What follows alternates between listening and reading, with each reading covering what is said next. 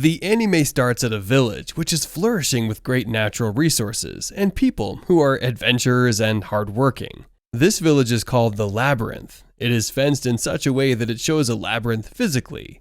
In this city where all the boys sit gambling and doing all their other things is Nick, a young boy who thinks like an adult. According to his adopted father, he is a light fighter in an adventurer group called the Countless Battle Arts. He has just two aims in his life. The first one, which is to get married and love the princess who he is dating. And his second dream is quite simple, which is to take the Countless Battle Arts to the #1 adventurer group in the whole village. Unfortunately, his dreams keep shattering one by one. The words of Argus, his adopted father, who took care of him as a kid and recruited him into the group, echo in his ears. He remembers when Argus tells him that they no longer want him as a member of their group because, according to Argus, their interest no longer aligns with each other. Just as though that disappointment is not enough for our poor Nick, he remembers the word of his beautiful princess, who he is dating, when she tells him she no longer is interested in the relationship with him, and she thinks they should break up. He remains at the table where she shares the news even after she leaves. He comments that the love of his life has also betrayed him and broken up with him. I can assume that you think that a great future awaits Nick. Maybe you should take a pause.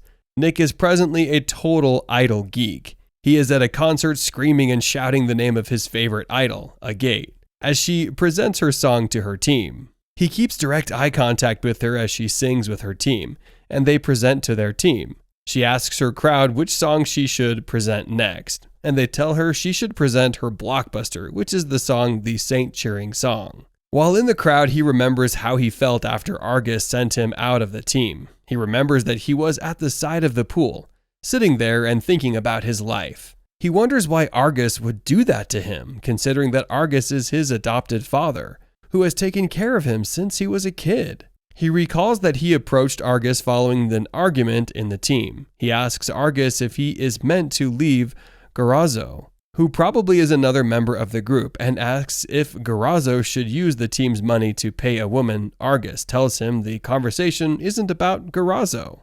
He says the conversation is about him, and he thinks Nick is now much more mature than when he took Nick as a child and brought him home. He says Nick is already thinking like an adult and making decisions like an adult, and their insight no longer aligns, so Nick should do well to find a place that fits him, and he should leave their group.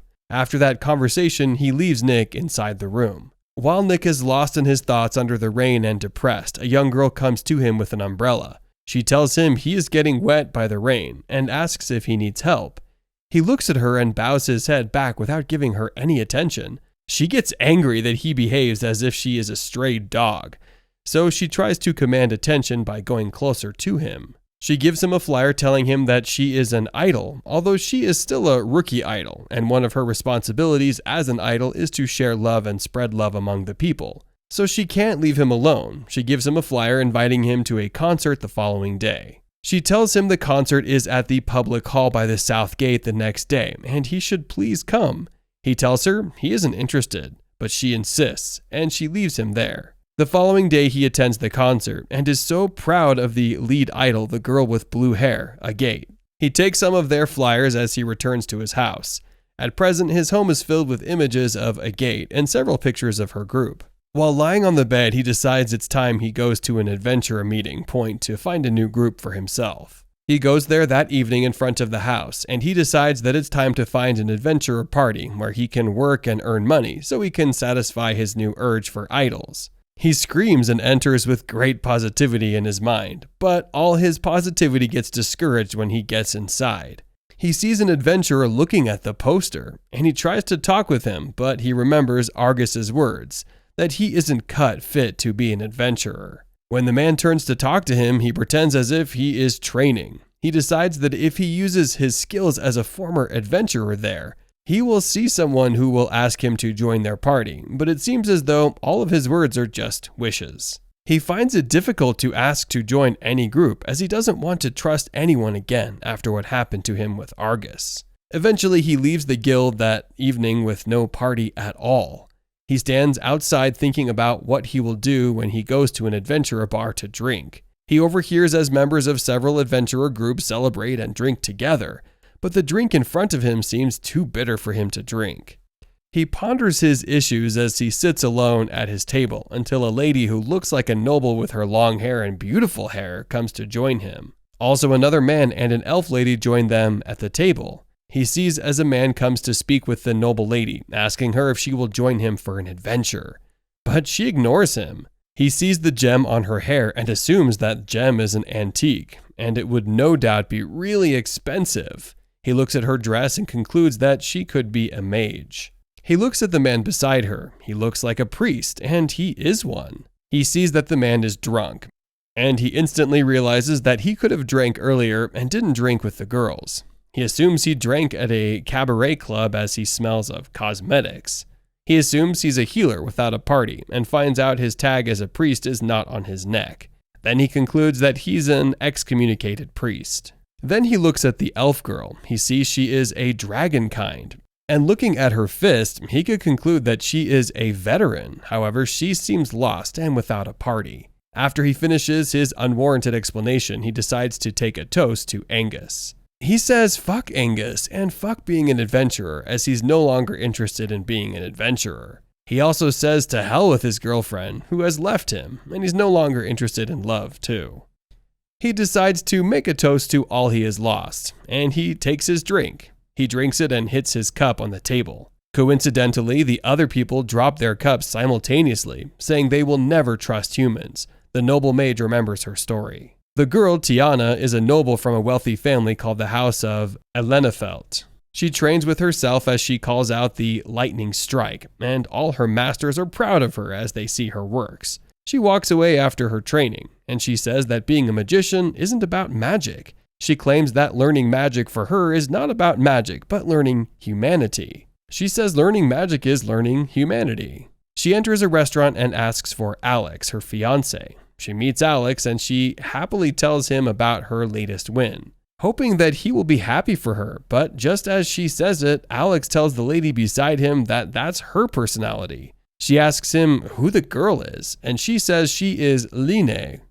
From the house Delcott, Alex says Tiana likes behaving mighty, and she marks all her wants for life. He says she makes it look like the teachers are liars, and she keeps passing despite them knowing she isn't as good as she is. He says as a result of her good results, instead of his parents praising him as they usually do, they compare him to her, and he's no longer interested. He asks her who she sees in her eyes and walks out of the restaurant with Line. As a result, Tiana packs her books and bows to get her father before leaving the city. She gets to the labyrinth hoping to find a job. She goes on a job search and she goes to 3 shops, but none of them wish to accept her. She walks away thinking of what to do with her life, then sees a flyer for a terrain dragon race ticket. She places a bet on a horse and her horse wins. We know what they say about gambling. It causes addiction. She gets addicted to gambling and gambles all of her money until she doesn't have any money to pay rent. She decides to become an adventurer, but anyone who attempts to request she join their party runs from her after seeing her face. After her story, the priest Father Zem tells his story. He is from a temple in the city of Medlar called the God of Revelation. The temple has a solution to every problem in life, and he has a little girl, Miral, who helps him get a leaf called Rami. After Miral brings the Rami to him, she will sit on his legs and he will give her a coin. One day she returns late from bringing the Rami, and he asks her why. He pays her the coin, but she holds his hands and tells him she is in love with him. He tells her she's just a baby and informs her that he is a priest and doesn't have the right to love anyone, so she should care for herself. She releases his hands and takes her coin, then decides to frame him for rape. The following day, as he administers drugs to his patients, he receives visitors and sees Miral with them. He asks her what had happened, and the men say she was holding his coin all through. She tells him she trusted him and throws his coins at him. He is arrested and imprisoned for 3 months before he is banished from the city. He enters a restaurant where he sees that the attendant has hip issues. He heals her, and she gives him a gift the following day. She tells him he isn't a sinner and should go to the labyrinth to become an adventurer. The last girl also says someone she trusted took something from her. They all get drunk, and the following day Nick wakes up in a room with them. He asks them to leave his house, but Tiana tells him she is the owner of the house, and they should leave. As the others leave, Nick calls out for them. He tells them that instead of returning to their usual addiction, they should stay together and form a party since they all find it difficult to trust humans. The narrator says their party will eventually be the one to save the world in a long time. So let's watch out for the next episode to see the party.